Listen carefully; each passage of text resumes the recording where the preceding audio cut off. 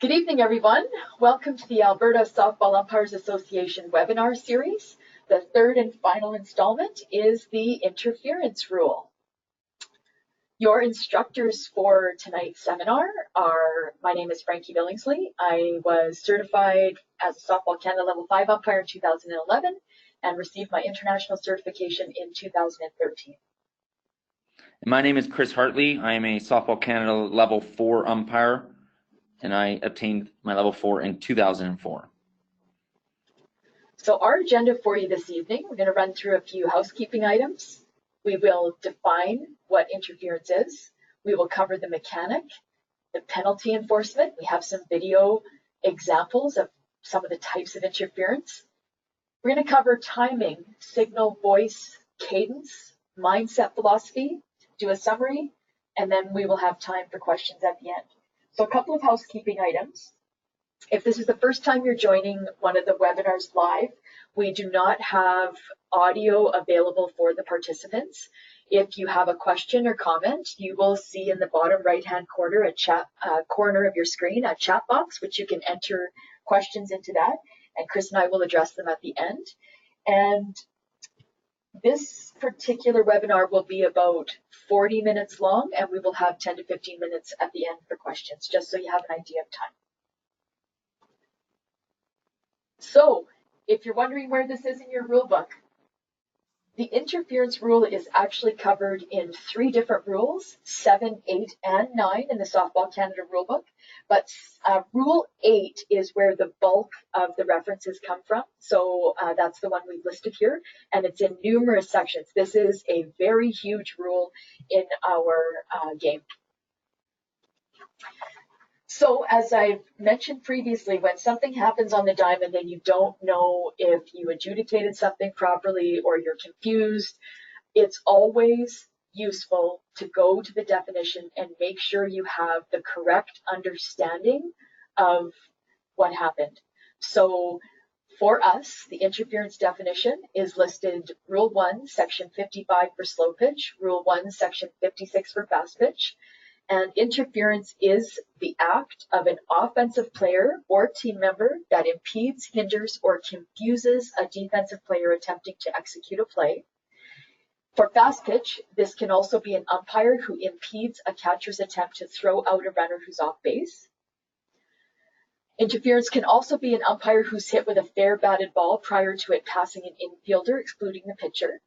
And last, it can be a spectator who reaches into the playing field and impedes a fielder playing the ball. We have some great examples of some of these for you in video. So like Frankie said, interference is when an offensive player or team member, coach, impedes a defensive player from making the play.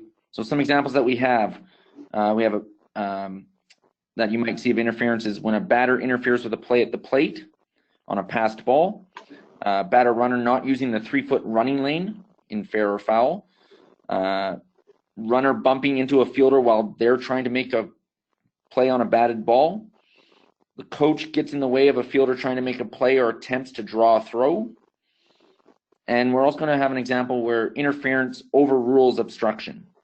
So for the majority of interferences, the effect is a dead ball. We need to ensure that the play is stopped immediately so that the offense does not continue to gain an advantage from the original interference. So again, we would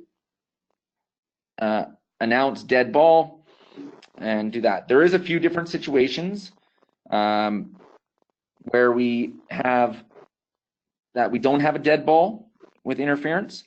We have situations with a delayed dead ball, and that's where the batter is in the way of a catcher trying to make a throw to retire a runner. And we have a video to show that here coming up, our first video.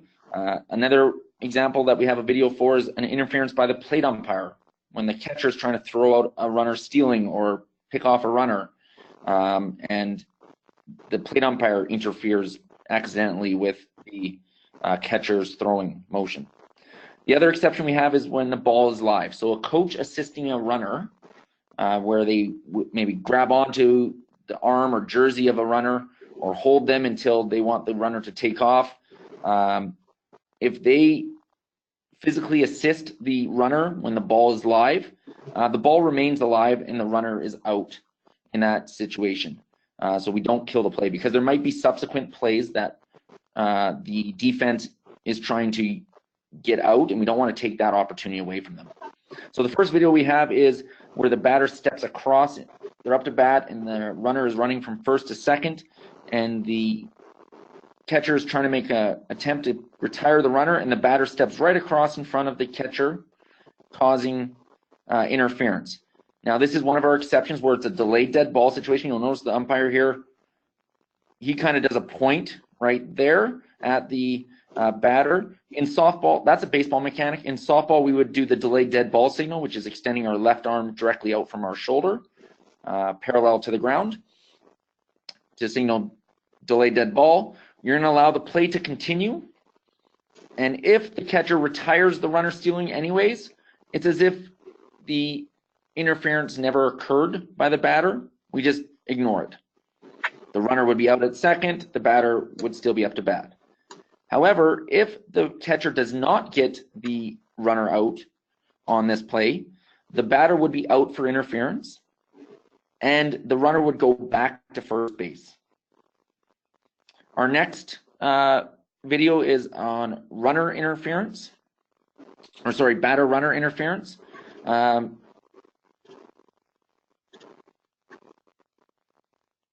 So this is where we have a bunt, and the batter-runner going down to first base stays in fair territory the whole way and is hit by the catcher's throw towards first base. Again, when we have this, we need to call interference by the batter-runner, because as soon as the batter-runner reaches the batter-runner lane, or the 3-foot runner's lane, which is halfway down the first base line, if the ball's in fair territory, they must run in foul territory between the white lines. If they do not, and they prevent the first base person from catching the ball thrown by the catcher, or the catcher can't accurately throw it, then they would be declared out for batter-runner interference, running outside of the runner's lane. And again, dead ball would be called, and the runners would go back to where they were at the time of the pitch, and the batter-runner would be out for interference. Now, one little caveat to this is that if there is in softball, we have the orange safety bag at first base, and if the ball on a drop third strike ends up into foul territory somehow on the first base side, the defense can play the orange bag, and as soon as they kind of declare that they're going to the orange bag, the runner or offense must go to the white bag. And in this case, the runner's lane actually kind of flips to the fair territory. So if they're running in fair territory and the catcher throws to first base, that is allowed in this case. So it's not automatic that they have to be running in that runner's lane. It's dependent on where the ball is and where the defense is playing. So if it's in fair territory, the ball's in fair territory, they must be in the foul side of the first base foul line in the runner's lane. However, if it's in the foul territory because of a dropped third strike situation, the runner may run, or the batter runner may run in fair territory, so that it prevents that. It's for safety's sake, so they prevent interference there. The next video we have is an interference by a runner going from first to second base. Nope, the next one is interference by a batter on a play at the plate. So in this one, you'll see pass ball, catcher tries to retrieve it, can't throw to the pitcher because the batter gets in the way, and the plate umpire assesses an out. The umpire felt that the batter took away an opportunity from the defense to get an out, and that's why he called interference on this play. So it's going to show again in slow motion here. Catcher gets it, plunk.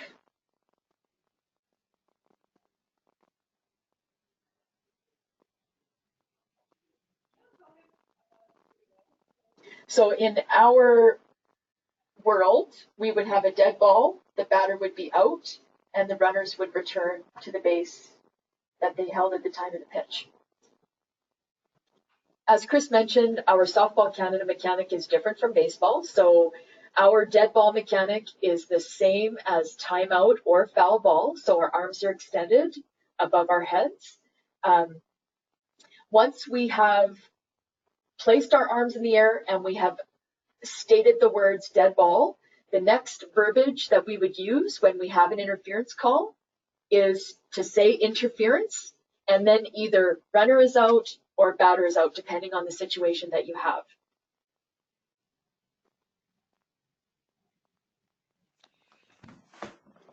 Okay. Now we have interference by a plate umpire. Yes. So this here, this video here is interference by the plate umpire. And that's, again, when the catcher is trying to throw out a runner and the umpire behind the plate interferes with the catcher's ability to do that. So sometimes when the catcher will put their arm back to start the throwing motion, they will contact the plate umpire's chest or arm or shoulder or something like that, causing them to drop the ball or throw the ball wildly. And if that happens, as you can see in this situation right there, they have a picture of the ball being kind of dropped by the catcher. It's a delayed dead ball situation as well. And after the play has come to stop, the umpire will then go, dead ball, that's umpire interference, and send the runner back to first base. If for some reason the catcher goes back, hits the umpire's chest, and still is able to retire the runner, then it's as if nothing happened, just like with the batter interference that we showed earlier in the presentation. So it's a delayed dead ball situation. Big thing about this is it can only be directly after a pitch, so it doesn't count on a passed ball or a ball in the dirt, wild pitch, or anything like that. It's only on the pitch comes in, catcher catches it, they go back to start their throwing motion, and they hit the umpire, and then it affects their opportunity to throw the ball and retire the runner. Then we send the runner back to first base. Nobody's out, it's just the runner's return to first base.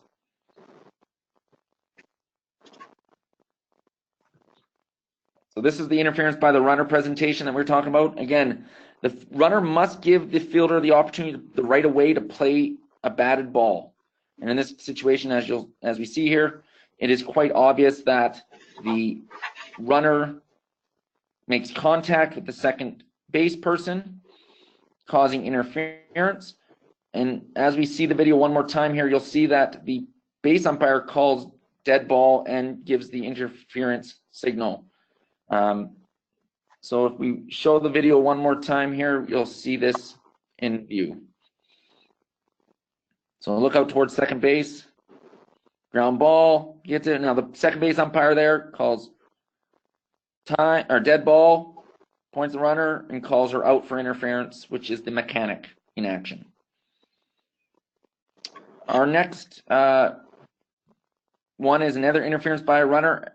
Now this one here, it's a quick video, but sometimes we get situations where the runners are on the corners, and as soon as the ball is hit, it's like a line drive, looping line drive towards third base in this situation. The runner trying to avoid the ball, because they don't want to get hit by the ball, because they'd be out then, actually causes potentially interference by running to the third base person. Now again, this is a judgment call. If the umpires don't feel that the third base person would have been able to make the play in this situation, then it would be a foul ball because it landed foul. However, if the umpires feel that the runner hindered the third base person in this situation the opportunity to make that play, then that runner would be out and the batter runner would be awarded first base in this situation. Thank you, Chris. In preparation for this particular webinar, we did ask the membership for feedback and questions, and we did get a lot of feedback, and some of the questions we got that came in were about visual interference. So we thought it would be prudent to address it in the presentation, since we did get some questions from some very respected members that have been around for a long time and who coach as well. The Softball Canada rulebook does not define, nor does it speak to visual interference. So we need to be sure that an action on the part of an offensive player has hindered, impeded, or confused the defensive player from making a play. And we also need to be able to explain that to a coach in very specific terms. What did the runner do that caused the fielder to be hindered, confused, or impeded in some way? And I just would like everyone to remember that a runner doesn't want to be called out if the ball hits them while they're in fair territory and a fielder has an opportunity for a play. That is a form of interference. So you will see, especially between first and second and third, you may see runners jumping or hurtling over the ball because they don't want the ball to hit them, because if the second base person or the shortstop are directly behind them and have an opportunity to play the ball, if they're hit, that is a dead ball and we have interference. So just remember that when you're out there on the diamond and you're trying to discern whether interference has happened or not, what did the defense do? What did the offense do wrong? Because if you can answer that question, it will be easier for you to explain to a coach, well, what did my player do? You have to be able to answer that in very specific ways so that they understand.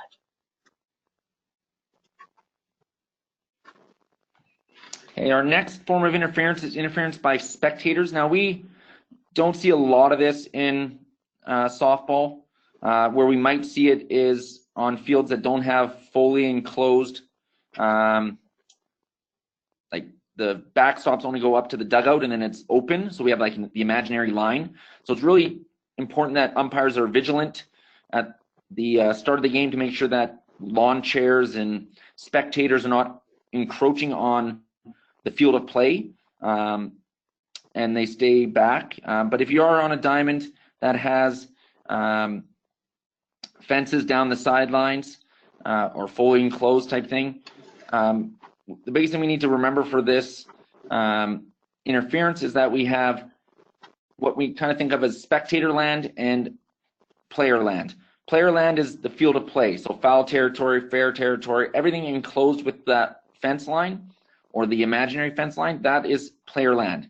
If spectators reach into player land, much like a couple of these videos that you're seeing they do, that would then become spectator interference, and the umpires would rule whether or not they felt that the fielder would have been able to make the play, and if they think in their judgment that they would have been able to catch the play had they not been interfered by the spectators, then they would rule spectator interference.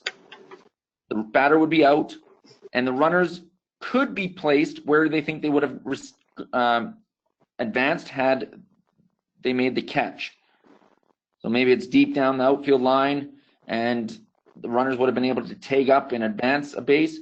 The umpires do have the authority to advance them to where they would have achieved had the interference not occurred. However, obviously if it's closer to the infield and the interference occurs, then there's probably a good likelihood that they would not have advanced, then nobody advances in that case, but the batter is still out. If they feel that in their judgment the fielder would not have been able to make it, then it would have been a foul ball type thing. The one thing we do need to be aware of is that the fielders cannot go into spectator land, cannot reach into the stands or over the fence out of play to grab a ball. They can do that if there's no interference, but if they are interfered, it's as if nothing happened because they are reaching into spectator land and they're on their own accord at that point. So fans can interfere with the fielder at that point all they want, as long as the ball is in spectator land rather than player land. So that's just something to think about there. We don't see it too often. If anything, we might see it on situations where we don't have full fenced in area and there's that imaginary line. So it's really important that as umpires, we get close to the backstop or the fence line to be able to make that determining factor, which is what we noticed in a couple of those videos. All right, thank you. Coaches' interference is one of our last forms of interference that we're going to talk about tonight. Coaches must respect the fielder's right of way to make a play on a batted ball or a thrown ball. So if a thrown ball accidentally touches the base coach, the ball is live and in play. So, the throw comes in towards third base, it gets away from the third baseman and it ricochets and hits a base coach who's standing there coaching. That's nothing. Ball's live, it's in play, it's just an accidental contact of the coach there. However, if we don't really see where coaches actually interfere with intentionally or interfere with a batted or thrown ball. Where we do see some stuff is that base coaches are not permitted to leave their boxes and act in any manner intended to draw a throw by a fielder or interfere with a fielder's attempt to make a play on a thrown ball. So if there's a ball that's thrown wildly towards first base, the first base coach is supposed to do their best to get out of the way. Or if there's a pop fly in foul territory towards the coach's box is not a sanctuary, even though coaches think it is. They need to get out of the way of the fielder who's trying to make a play on that batted ball in that situation. Thanks, Chris. I'm glad that you brought up that last point, because that was a question that came in to the education email box before we did the interference webinar, was from a coach who was surprised to get called out when they were standing in their box, and they didn't realize that on a pop fly in foul territory, they actually, if the player's coming over there to catch it, they have to move. So thank you for addressing that. This next video, what I would like to publicly acknowledge and thank the Alberta official who sent this to Chris and I in the hopes that we would use it for this webinar. It is an absolutely stellar example of interference takes precedent over obstruction. So you'll notice in this clip, this is the top of the first inning of a Canadian Championship game, and there is one out. And you will see a pass ball occur, and the catcher goes to retrieve it. So here comes the pitch. It's going to be wild and up. The catcher goes to retrieve it. The pitcher comes in. So this actually started out as a... So look at what this collision causes. We have both benches that clear, and we have a melee that results from this collision. This is the top of the first inning.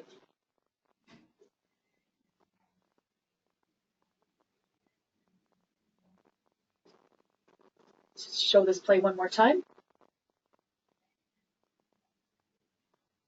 Do you notice when the pitcher approaches the plate, he does not have the ball and he's in the runner's way?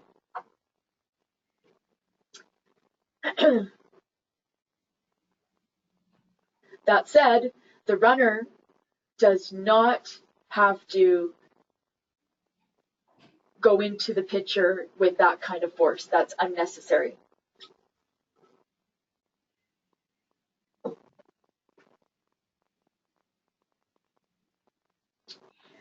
Just thought that was a really excellent example, a visual example to demonstrate that when you have a player who rolls over a defender like that when they are in their base path, that interference overrules the obstruction. It takes precedent over it, and that is what needs to be called on the diamond. So as you could see from the clip, the official in this game called safe because the ball was not secured by the pitcher for the tag. What happens afterwards, after they get the teams back to their dugouts, the crew conferences, and they do end up with an out and an out for the interference and an ejection on the play. Which sort of brings me to the next item that we want to discuss tonight, which is mindset and philosophy. We really need to be ready for these calls when they happen so that we can call them accurately.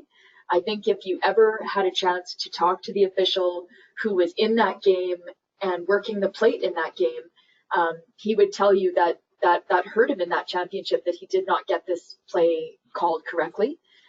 When typically with interference, there's some kind of collision, and it impacts our credibility as a crew if we don't have a call, especially when they occur on the base paths. I mean, because everybody can see that.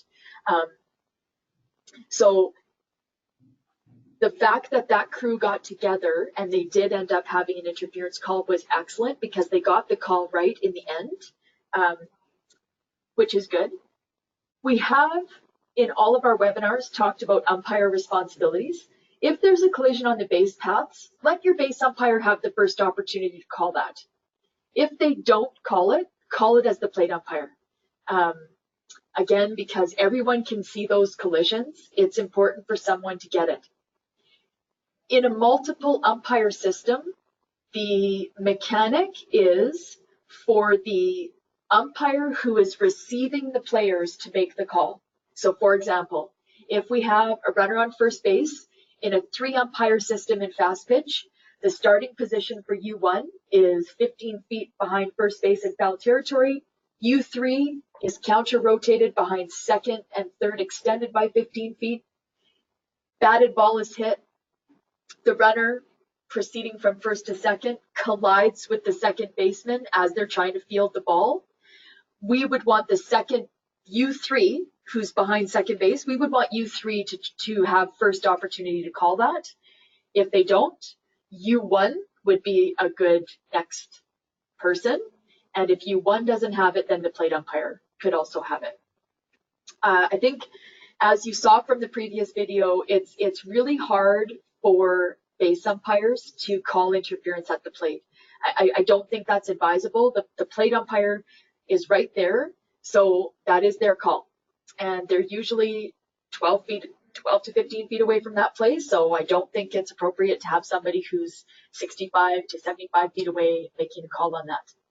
And also, if you play back the videos, you will see that in almost every situation where there was interference and it wasn't called right away, or the player didn't know if the umpire was going to call it, there was a reaction that the player had in almost every single video. With the play at the plate, both the catcher and the pitcher both look at the umpire with the catcher's actually pointing to the batter, and the pitcher has both of his hands out, and I think one of his fists is up, like, do you have an out? In some of one of the spectator interference examples that Chris went through, the player actually turns around and is looking for an umpire right away. So that can help you to discern whether or not something has happened that shouldn't have. The players can really help you there. Just want to cover timing, signal, voice, and cadence. With interference, the timing of the call is most effective when it's made when you see the infraction. If you can call interference as soon as it happens, I believe that your credibility as an individual official and the credibility of your crew has gone up in stock. Saying that, if you don't have the interference call as soon as it happens, in instances where we are supposed to have a dead ball, it's better late than never. As the example, the last video we saw, the crew did get together and they did have that call, and that was the right call to have. So get the call right, even if it's a little bit late. Your signal is so important in an interference call. You're stopping the play. It is critical that your partners see what you're doing. Not just your partners, though, you also have to get the attention of the participants. So keeping that, if you're shorter in stature, you may want to consider stepping into the diamond with keeping your arms raised so that your partners know that you are stopping the play, because they may not be able to hear you right away. Which goes with the next piece. Your voice is also such an important tool in our toolkit, and the participants need to hear you say dead ball. Like, even in a really loud stadium, it's amazing to me that if you're someone who can project your voice well, people can hear it. So, and feel free to repeat it if you have to get people's attention. Now, I wouldn't advise repeating it like back to back to back to back. What I'm saying is, saying dead ball, and then if you're not, you're still not getting people's attention, just keeping your hands up and repeating it. I would probably not repeat it more than twice, but please feel free to do that if you feel like you need to get people's attention. I think that cadence is such an important part of the interference call. And what I mean by cadence is there's 3 different pieces to what we have: dead ball, interference, runner is out, or batter is out. There's 3 different pieces. And I think it's really important for us to practice having each component having its own spotlight. Oftentimes I see people rushing through this, or they miss a piece, or they get them in the wrong order. If you practice, it will come when you need it. And so I know it seems a little odd, but yes, I would do this in front of a mirror and get those arms up and dead ball, interference, runners out. You have less confusion if you have nice cadence to what you're saying so that people know exactly what you've had and you've waited until you've gotten people's attention. So to wrap things up, it really shouldn't, there's really good reasons why these 3 topics were chosen as the first 3 topics for our inaugural webinar series. 2 of them did end up being points of emphasis for the ASUA for this season, specifically the 2-second pause with regard to pitching regulations and calling obstruction whenever we see it. But the other reason Chris and I wanted to cover these 3 topics first is because these can be 3 of the most challenging calls to make, especially the first ones. You know, when I talk to level 2, level 1, people that are between 1 and 4 years of experience, oftentimes they haven't had these calls yet. And they're now starting to get a little bit nervous or, you know, anticipating when it might happen. Some of them have actually come and said, I'm sure I've had this, I just didn't call it. So that's okay, that's totally natural, because the first ones are the toughest ones to call. But I would like you to think, for those of you who are a level 3, who have taken level 4 or already a level 4 or level 5, I'd like you to think back to the level 4 theory course that we take in the Softball Canada program that covers the psychology of officiating. And one of the areas that are taught is the pressure that we feel when we're at a new level or a new championship. And I would like you to think about and start thinking about these calls can be, when we're at a new level, we are a little bit nervous.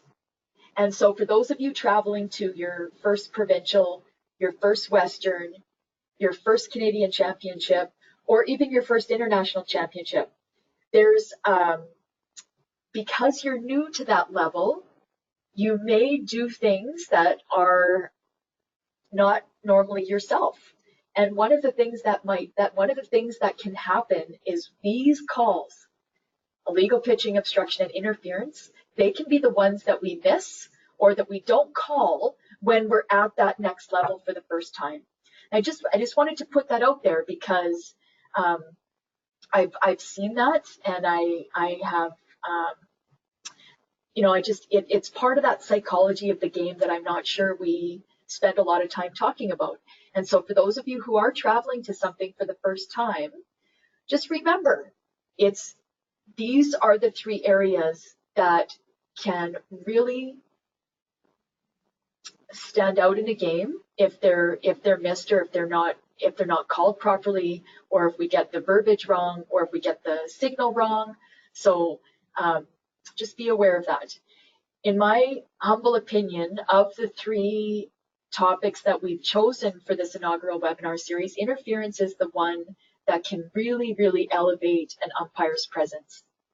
If you have those 4 components, you've got the timing, the signal, the voice, and the cadence all down pat, I believe that it results in a very calm, cool, collected, composed, which I would add, even though that wasn't the original author, that's what you look like to the participants and to your partners.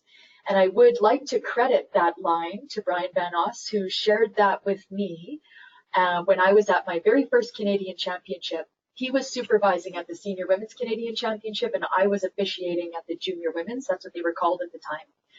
And he came up to me after one of my games, and he had shared a story with me about one of the level 5 umpires on his crew that had just called an interference call in their game that was a little bit unusual. And he was so proud of them because they did it correctly and their timing was great and their voice was good. And then he said, and you know what the best part was, Frankie?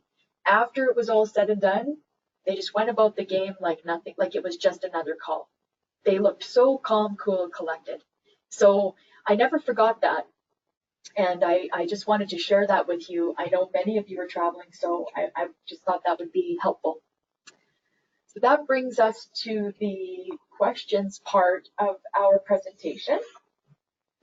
Chris, what do you got? Frankie, yeah, we had a question from one of our attendees asking about, by rule, interference is the act of the offensive player or team member who impedes, hinders, or confuses the defense.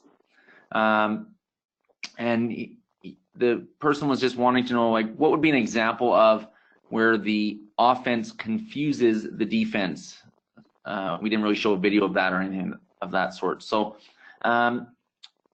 couple examples or situations that might be that way is where the third base coach starts running towards home plate or tries to draw a throw by the defense. That could be classified as confusing the defense. Another one that pops into my mind, a handful of years back when Alex Rodriguez was playing for the New York Yankees against the Blue Jays. He was running from second to third, and there's a pop-up with 2 outs around the third base shortstop area.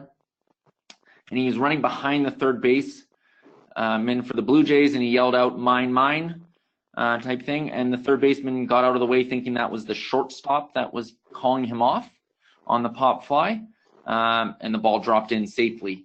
So that would be an example of where a runner could confuse the defense and would be deemed as interference by the runner in that case.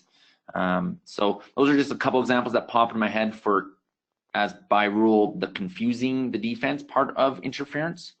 So yeah, that would answer that question. Thanks, Chris. We did have another one that just came in. With regard to the interference versus obstruction video, would the runner have been safe if he tried to avoid the pitcher? It's a great question. Yes, if the runner had actually tried to, just not pile drive the pitcher, but actually tried to avoid him because the pitcher was in his way, the pitcher was obstructing him.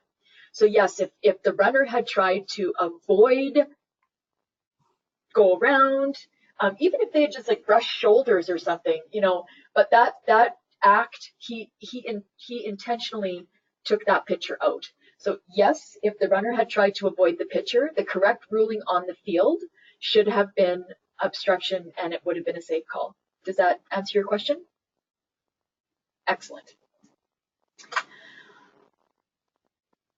So I don't think we have any more questions, so we will go to our next steps.